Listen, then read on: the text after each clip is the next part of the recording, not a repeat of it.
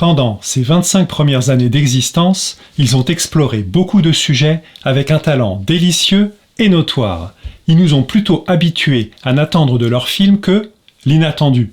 Que ce soit avec des jouets ou des maisons volantes, des monstres dans les placards, l'exploration du pays des morts ou des bolides, l'exploration des amitiés en pleine nature ou en cuisine, l'exploration de nos émotions dans notre tête ou dans l'espace, leur créativité ne connaît pas de limite et c'est assez naturellement qu'ils ont poussé encore plus loin les frontières en abordant avec délicatesse le sujet de notre limite même, celui de notre mort, celui donc du sens de la vie, de sa finalité. Toutes ces questions délicates et sensibles, en particulier pour un film familial, sont abordées avec profondeur. Ce film nous regarde tous, chacun, droit dans les yeux, et il a quelque chose à nous dire d'ajusté. Mais ce qui est intéressant, et nous y reviendrons, c'est que ce film est fait par des créateurs pour des créateurs. Seth Godin dit que le leadership est un art. Alors ce film est fait directement pour vous, pour vos équipes et pour vos projets. Parce que, avec Soul, Pixar interroge chacun sur la nature de son leadership et de son intention dans notre temps en transition. Parce que, attention, dans cette recherche de sens, le risque de rester crispé dans le statu quo est présent comme la gravité pour l'oiseau qui cherche à s'envoler. Nous allons donc voir dans cette vidéo comment ce film nous confronte à 3 puissances. Pour un leadership du vivant, un leadership de l'entrepreneur ou du porteur de projet qui veut créer des mouvements fraternels qui portent loin. Et vous verrez que la dernière de ces 3 puissances n'est pas la moins étonnante, enfin...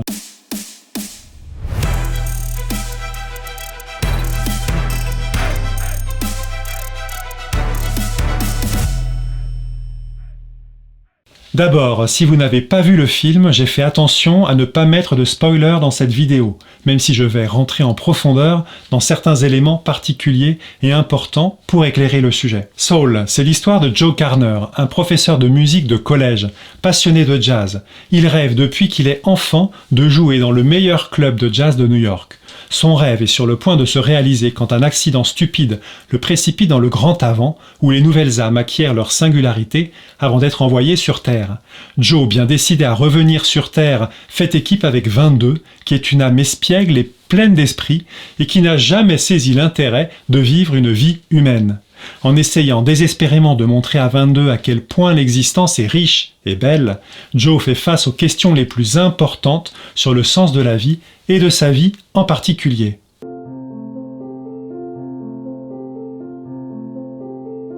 Le paradoxe de la vie de Joe, c'est que quand il relit sa vie dans le grand avant, il arrive à la triste conclusion qu'il n'a pas accompli ce qui lui était le plus cher, rejoindre un groupe de jazz renommé. Mais en même temps, il réalise progressivement que cette recherche obsessionnelle l'a tourné sur lui-même et l'a progressivement coupé de son environnement. Et ainsi le film nous suggère qu'il passe à côté de l'essentiel. Vivre, simplement. Et d'ailleurs, cette scène avec les Michel, les entités qui coachent les âmes du monde d'avant, est édifiante. Attendez, on sait toujours pas quelle est la raison de vivre de 22. Je vous demande pardon? Bah oui, sa flamme, sa passion, sa vocation, c'est quoi? La musique, la biologie ou marcher? Nous n'attribuons pas de vocation, où êtes-vous allé chercher ça? Ben, moi c'est le piano, j'ai été fait pour la musique, c'est ma flamme. Une flamme, ce n'est pas une vocation pour une âme. Ah, les mentors, tous les mêmes, avec vos passions, vos obsessions. Vous voulez à tout prix que la vie ait un sens. C'est d'un primaire. Ah non, non, c'est... On peut essayer de nommer sa finalité, sa raison d'être. Cela aide énormément à donner sa meilleure contribution, et nous en avons déjà parlé ici. Mais on ne peut pas non plus enfermer la complexité de la vie, et ce n'est qu'en vivant pleinement que l'on peut la faire se révéler dans toutes ses nuances. Soul aborde donc avec délicatesse l'équilibre permanent qui se joue entre les deux faces d'une même personnalité. La face de sa meilleure contribution et de sa pleine présence. C'est le lieu que le film appelle la zone, en référence au flow. Sauf que la présence et la connexion au flow ne s'atteint que par une pratique profonde de recherche d'excellence et de persévérance. Mais c'est là que se trouve le problème et le paradoxe, car c'est cette même persévérance qui peut devenir la source de pratiques obsessionnelles qui conduisent à l'isolement, à la coupure au monde et au final à la désolation et à la résistance. Et c'est l'autre face de la même personnalité. Et le problème, c'est que la résistance jette le voile de la peur sur notre capacité de réalisation de nos désirs profonds. Et donc la présence, la connexion au flot et la résistance se côtoient. Ce sont deux états qui rythment notre vie et Saul présente avec justesse la fragilité de ce premier d'une part et la proximité de la résistance, de la désolation où tombent et s'enferment, malgré elle, les âmes égarées, d'autre part. Ce paradoxe nous concerne tous et si nous avions déjà parlé de ces deux états qui nous côtoient dans cette vidéo, Saul nous permet d'aller plus loin et aborde ce que les chercheurs de Harvard, Robert Kagan et Lisa Lae, ont appelé le mécanisme d'immunité au changement. Ils disent que le problème est l'incapacité de combler le fossé entre ce que nous voulons vraiment, même passionnément, et ce que nous sommes réellement capables de faire. Combler cet écart est un problème d'apprentissage central du XXIe siècle. Et le véritable développement consiste à transformer le système d'exploitation lui-même, pas seulement à augmenter votre fond de connaissances ou votre répertoire comportemental. Alors heureusement, Kagan et Lae nous montrent un chemin. Cela peut prendre la forme de visages, d'événements, de lieux sûrs qui viennent déclencher en nous des étapes libératrices et des conversions de chemins de vie. Concrètement, cela permet de nommer ses obsessions, ses désirs ou objectifs, de paraître, d'avoir, de pouvoir et les peurs qui leur sont attachées. Ces peurs nous font voir le ravin infranchissable et déclenchent en nous des réflexes protecteurs qui maintiennent le statu quo. Les nommer permet d'ouvrir des voies nouvelles pour passer de l'autre côté. Et avec le thème du jazz, Saul utilise une métaphore excellente, car nous sommes projetés dans le monde de l'expérimentation, de l'innovation et de la production, dans la vraie vie et devant un vrai public. Mais surtout, le cadre du jazz sublime le collectif, qui encourage la co-création dans la confiance et favorise l'expression de la liberté de chacun. Comme dans un groupe de jazz, c'est ok de prendre des risques, d'improviser et d'être spontané. C'est ok de faire des erreurs, de tomber et de se relever. Mais pour cela, c'est bon de ne pas jouer seul. C'est bon de naviguer en sécurité, dans un cadre collectif, pour pouvoir donner le meilleur sur les sables et la complexité du réel. Bien sûr, c'est d'autant plus vrai en temps de crise et d'incertitude. D'ailleurs, dans le monde d'avant, les Michel s'appellent tous Michel d'abord. Les égos sont à leur place. Je me fais le porte-parole de tous les Michel pour vous dire merci.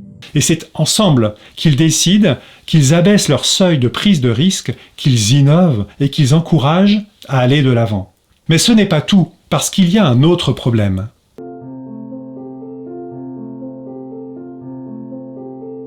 Le problème, c'est la puissance du récit, la puissance de la parole qui a le pouvoir de lier ou de délier des vies. Joe prend conscience de cela quand il voit comment cette parole peut alimenter un cercle mortel, et ce, au point de faire renoncer à d'autres l'envie d'aller vivre. Vous savez, il s'agit de ces paroles, dites au fil de l'eau, parfois sans même qu'on y pense. Si vous avez des enfants ou vous-même enfant, vous en avez peut-être en mémoire certaine. Heureusement, des chemins nouveaux peuvent être dévoilés par une parole de vie et de vérité. Cette parole est souvent une prise de risque, comme lorsque Joe, qui n'est pas vraiment Joe, mais je ne vous en dis pas plus si vous n'avez pas vu le film, parle à sa maman, ou chez le barbier, ou encore avec une de ses jeunes élèves talentueuses. À chaque fois, cette parole est offerte, c'est-à-dire sans calcul, comme un don gratuit et inconditionnel. Et d'ailleurs, le film rend hommage à ces éducateurs, ces mentors, ces enseignants qui, comme Joe, donnent de façon plus marquée leur vie pour faire passer les autres. Dans le film, Joe qui cherche sa pleine réalisation et reconnaissance comme joueur de club de jazz perd de vue son réel impact qui, au-delà de sa virtuosité, repose en l'énergie et la force de vie qu'il transmet à ses élèves. Et cela n'a pas de prix.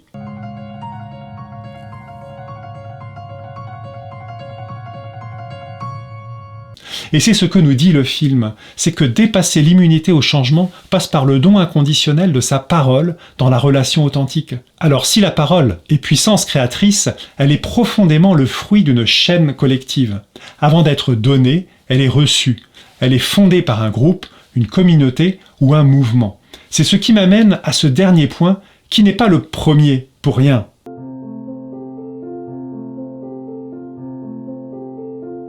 Soul est un immense carrefour, mais pas n'importe lequel. Regardez plutôt. C'est un pont entre les générations qui se transmettent et se retrouvent devant et derrière l'écran. Il fait communiquer des mondes entre eux, comme ici où un gang de terriens mystiques vient sauver les âmes perdues sur Terre. La ville où se passe l'action sur Terre est New York, ville de créateurs, ville d'entrepreneurs, ville de transition.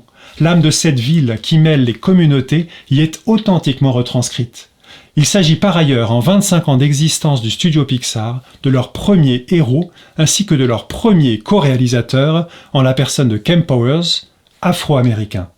Plus largement avec ce film, c'est comme si Pixar avait produit son manifeste, un ouvrage qui aligne le travail de générations de pionniers créateurs, tous fines lames de la compréhension de la nature humaine et la parfaite maîtrise de son processus créatif, décalé, innovant, ambitieux et généreux. Bref, c'est un peu comme le film dans le film. Avec ce carrefour multidimensionnel, Soul offre un espace de travail édifiant pour prendre conscience de la puissance de la convergence au service de l'intelligence collective. La force de Soul, c'est de nous apprendre que ce n'est pas nécessairement la ligne droite mais le détour du voyage qui vaut la peine. Mais pour faire ce détour en sécurité, il vous appartient de garder cet équilibre délicat entre ces trois puissances.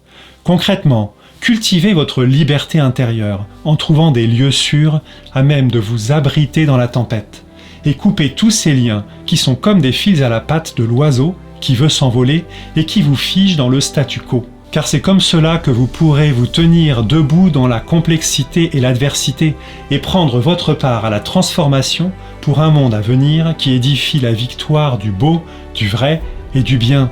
C'est comme cela que vous pourrez aider ceux qui vous entourent à, entre les mondes, aller et venir. Regardez comment autour de vous trouver le collectif ou le lieu du don gratuit, et ce, quel que soit votre âge ou vos préoccupations. De qui serez-vous le mentor ? Enfin, ne restez pas seul, cherchez et trouvez le groupe, le lieu, la communauté qui vont vous aider à faire l'unité. Car c'est par les autres, c'est par l'intelligence collective qui éclaire les angles morts que vous verrez apparaître la vie riche et belle. C'est en tout cas ce que l'on cherche à faire avec cette chaîne, vous donner des clés pour faire passer les autres à l'action et entre les mondes. On a l'ambition de vous y aider en multipliant nos analyses, nos rencontres et nos témoignages inspirants. Alors pour ça, je vous laisse entre les mains d'un bonhomme qui s'est pas mal débrouillé sur ces trois puissances et je vous dis portez-vous bien et à bientôt.